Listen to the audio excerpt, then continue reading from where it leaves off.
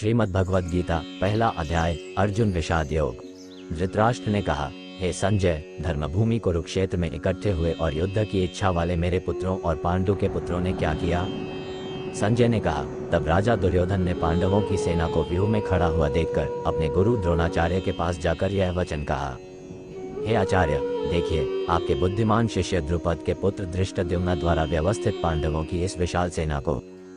इस सेना में भीम और अर्जुन के समान युद्ध में महान धनुर्धारी युयुधान, विराट और महारथी राजा द्रुपद भी हैं।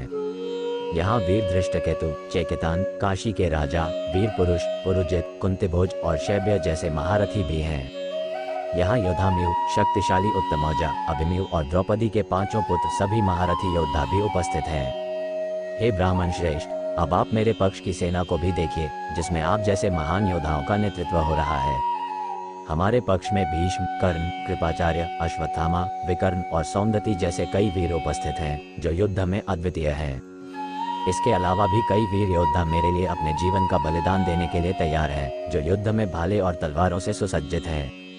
हमारी सेना, जिसका नेतृत्व भीष्म पितामह कर रहे हैं, अपार है, जबकि पांडवों की सेना, जिसका नेतृत्व भीम कर रहे हैं, सीमित है। इसलिए आप सभी अपने अपने स्थानों पर रहकर सभी द्वारों की रक्षा करते हुए पितामह भीष्म की सुरक्षा करें। इसके बाद महान वृद्ध कौरवों के पितामह भीष्म ने युद्ध की घोषणा करते हुए अपनी शंख ध्वनि की। इसके बाद कौरवों के पक्ष में शंख, नगाड़े, ढोल और तुरही एक साथ बज उठे, जिससे भयंकर ध्वनि उत्पन्न हुई। दूसरी ओर पांडवों के पक्ष में श्री कृष्ण और अर्जुन ने अपने विशाल रथ पर बैठकर दिव्य शंख बजाए। श्री कृष्ण ने पंचजन्य शंख बजाया, अर्जुन ने देवदत्त और भीम ने पौंड नामक महाशंख बजाया। राजा युधिष्ठिर ने अनंत विजय नामक शंख, नकुल ने सुघोष और सहदेव ने मणिपुष्पक नामक शंख बजाया। काशीराज, महारथी शिखंडी, धृष्टद्युम्न, विराट, सात्यकी, राजा द्रुपद और द्रौपदी के पुत्रों ने भी अपनी अपनी शंखनाद की। अभिमन्यु और भीम के समान शक्तिशाली पांचों पांडवों ने भी अपनी अपनी शंख बजाई, जिससे चारों दिशाओं में ध्वनि फैल गई। इस भयंकर ध्वनि से कौरवों के दिल कांप उठे और उनकी सेना भयभीत हो गई। तब अर्जुन ने युद्ध में कृष्ण से कहा, हे अच्युत, मेरा रथ दोनों सेनाओं के मध्य में ले चलो। अर्जुन ने कहा, मैं ये देखना चाहता हूँ कि इस युद्ध में किस किसने कौरवों का साथ देने के लिए यहाँ उपस्थिति दर्ज की है और किन के साथ मुझे युद्ध करना पड़ेगा। मैं उन योद्धाओं को देखना चाहता हूँ जो दुर्योधन का समर्थन कर रहे हैं और जिनसे मुझे इस युद्ध में लड़ना पड़ेगा। संजय ने कहा, हे धृतराष्ट्र, अर्जुन के कहने पर श्री कृष्ण ने उनका रथ दोनों सेनाओं के बीच में खड़ा कर दिया। उन्होंने अर्जुन से कहा, हे पार्थ, देखो, सामने खड़े हुए कौरवों और पांडवों की पूरी सेना को।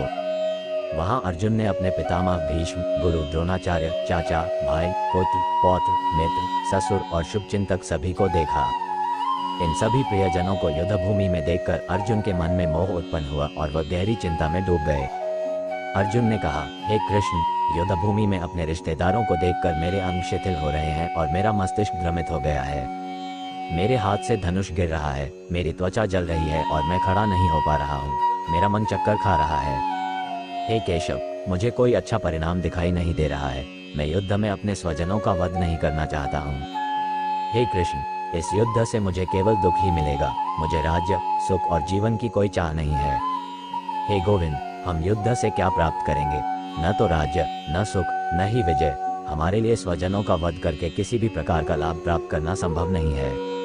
अतः हम अपने बंधु बांधवों का वध क्यों करें? इससे तो हमें पाप ही लगेगा। हमारे कुल का नाश हो जाएगा, हमारे धर्म नष्ट हो जाएंगे और अधर्म का प्रचार होगा। अधर्म से कुल में व्यभिचार फैलेगा और परिवार की महिलाओं का पतन होगा, जिससे समाज में पाप की वृद्धि होगी। इससे कुल के विनाश से कुल धर्म और जाति धर्म का नाश हो जाएगा और पापी लोग नरकागामी हो जाएंगे। इस प्रकार हमारे पुरखों के नाम पर किए गए श्राद्ध और तर्पण भी समाप्त हो जाएंगे। हे कृष्ण, यह अज्ञानता हमें बर्बाद कर देगी। हम सभी अपने स्वजनों का विनाश कर रहे हैं। यदि मुझे प्रतिद्वंद्वी शत्रु हथियारहीन और प्रतिरोध न करने की अवस्था में ही मार डालें, तो भी मेरे लिए यह लाभकारी होगा। संजय ने कहा। इस प्रकार अर्जुन युद्ध भूमि में अपने रथ के ऊपर बैठकर शोकमग्न हो गए और उन्होंने अपने हथियार त्याग दिए।